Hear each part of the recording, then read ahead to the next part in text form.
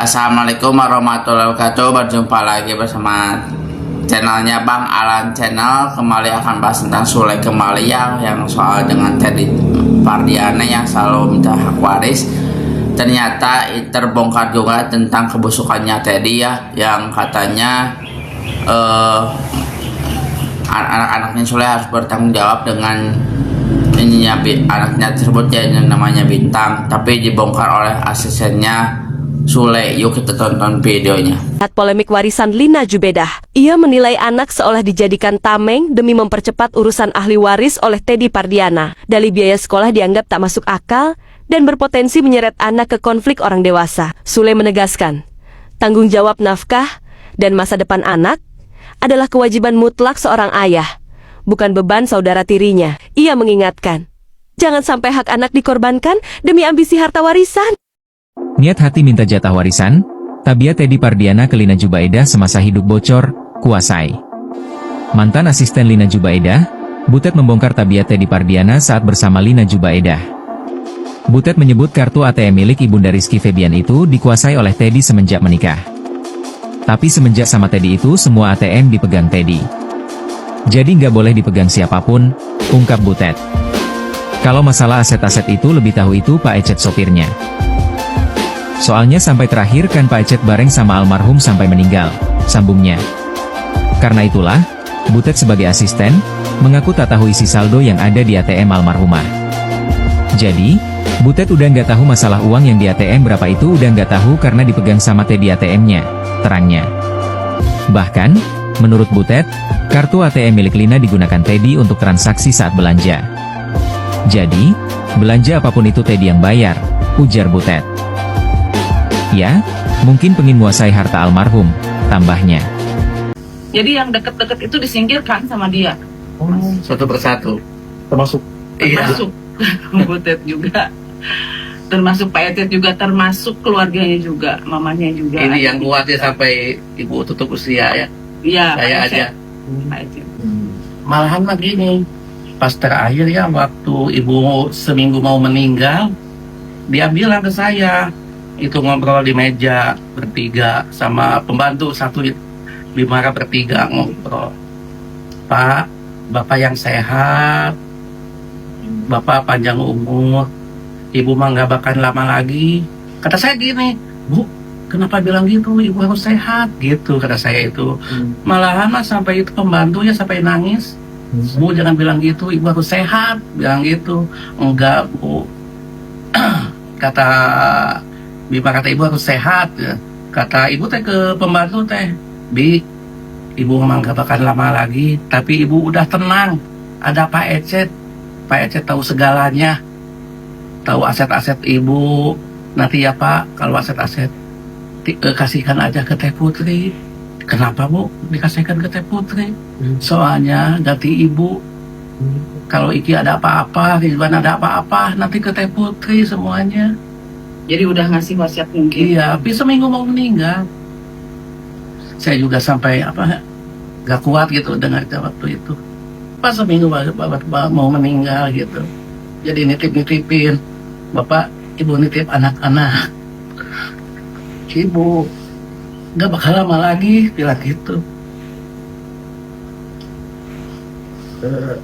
Bapak yang tahu semuanya. Bapak yang tahu semuanya. Ibu udah tenang, ada Bapak, bilang gitu. Tapi alhamdulillah ya, sampai sekarang itu anak-anak pada baik semua. Kadang-kadang Iki sampai ke Pak, tolong Pak cari tanah buat masjid. Masjid buat apa, A? Buat Mama. Ya saya cari tanah, aja ada Pak Ustadz ada yang menjual tanah, ada ini. Boleh bikin masjid, Pak Ustadz mau nggak yang itunya ngurusnya? Boleh.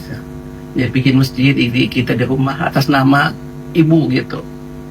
Saya bilang ke Pak Ustadz, kalau ada pengajiannya nitip Ibu doain gitu aja. Alhamdulillah ya, anaknya pada soleh semua. Apalagi kalau ya Pak, dia lebaran haji ya, itu motong kambing 2, kadang-kadang 1 gitu. Kadang-kadang semuanya juga suka ngasih ya, dari Ridwan, dari Aiki, apalagi kalau Rajaban, Muludan gitu, gantian gitu anak-anak teh. Ini sedekah buat mama pak. Nah, ya alhamdulillah lah anak-anak semua pada soleh. Waktu masih perceraian ya, kan itu teh bilang ke saya, Pak, ibu teh bawa uang Aiki gini-gini, uangnya mana bu? Uangnya udah dibeliin apa? Dibeliin kosan, dibeliin mobil, dibeliin rumah yang di itu deh jalannya itu ya, Pajajaran Indah, Villa Indah. Villa Indah ya, Villa Indah, kosan, beli tanah di Banjaran itu sawah yang di Ciamis. Kenapa bu sekarang ibu mau jual? Iya, mau dikasihkan lagi ke Aiki. Atau bu jangan gitu bu, kita ke pengacara aja ngobrol gimana baiknya. Kita teh malam-malam ke pengacara ya bu, katanya jangan dulu dijual bu, nanti aja lah. Alhamdulillah nggak sempat dijual itu.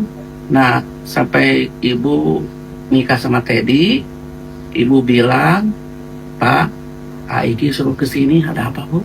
Suruh naikkan itu udah aja lah nama Aiki langsung, udah, soalnya kos-kosan Aiki. Iya bu, nanti dibilangin. Pas Aiki mungkin gak ada waktu ya, nggak sempat datang sampai ke ibu meninggal, nggak sempat nada tangan. Malahan waktu itu ibu bilang juga depan Teddy-nya juga bilang sama, Pak, Aiki suruh kesini ya, cuma naikkan aja, ini nggak perlu ngasih biaya lagi, udah dibayar semua, bilang gitu. Yang kosan yang di Telkom, tapi aneh kok sekarang jadi diambil sama dia. Saya juga sampai bingung, dia yang bilang, ibu yang bilang punya Aiki kok diambil sama dia, soalnya suratnya dipegang sama dia yang kos-kosan. Apalagi yang Bandung Indah belum sempat balik nama itu. Belum. Butet ya, Ibu Butet bersama aslinya Sule itu supirnya yang lebih tahu tentang cerita di balik layar itu tentang Lina Jubaida, almarhumnya mantan istrinya Sule dan Teddy Pardiana yang selalu Teddy ungkit-ungkit permasalahan warisan. Ternyata Teddy itu jahat banget ya. Sekarang mah Teddy yang ketakutan dengan tuntutan, mungkin ya nanti Sule akan beri balasannya. Gimana menurut kalian soal Teddy Pardiana dan Sule yang selalu rame? Komen-komen di bawah. Jangan lupa like, comment, subscribe-nya. Dukung terus channelnya Bang Alan Channel. Dadah, assalamualaikum.